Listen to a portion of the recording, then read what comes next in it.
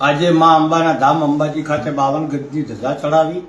ધજાની અંદર વિક્રમભાઈ હાજરી આપી, માતાજીના આશીર્વાદ લીધા અને માતાજીને મળીને પ્રાર્થના કરી કે માં અંબે સમગ્ર ગુજરાતમાં ઠાકોર સમાજના દીકરીઓમાં 100% શિક્ષણ આવે, અમારો સમાજ વ્યસન મુક્ત થાય, શિક્ષણમાં આગળ જાય અને સમાજ સમરસ થાય અને ભણી ગણીને આગળ થાય. મારી સાથે મહેશભાઈ પણ જોડાયેલા હતા, વિક્રમભાઈ એમના આખા પરિવાર સાથે આવ્યા છે.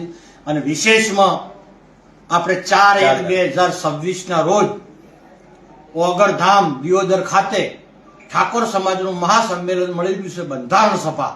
તેની અંદર વિક્રમભાઈ વધારવાના છે. હવે સમાજને વિક્રમભાઈ 2 શબ્દો કહેશે.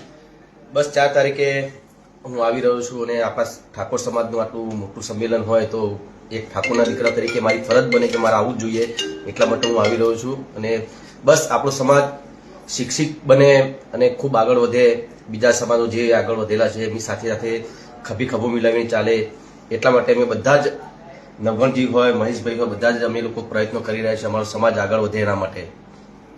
તો ચોક્કસ પધારજો 4 તારીખે 4/1/2026 રોજ દિયોદર. આ કયું ધામ સાહેબ? ઓગણધામ ઓગણધામ. દિયોદર.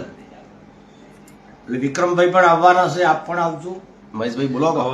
વિક્રમભાઈ આવશે, નવગણભાઈ ભાઈ આવવાના, અમે પણ પધારવાના છે. આપ સૌ પણ ભાવભીનું આમંત્રણ છે, તેથી આવજો જરૂર. જય માતાજી. સૌની જય અંબે, જય સદારામ, જય દ્વારકા.